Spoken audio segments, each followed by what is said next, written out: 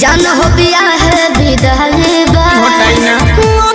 तो पान खा के थूक दिहिले जितना की ओकर कमाई बा। चुप रह खाली ऐसे ही बोल काले से लागल हलुआई बा जान हो बिया है विदाई बा होतना तो पान खा के थूक दिहिले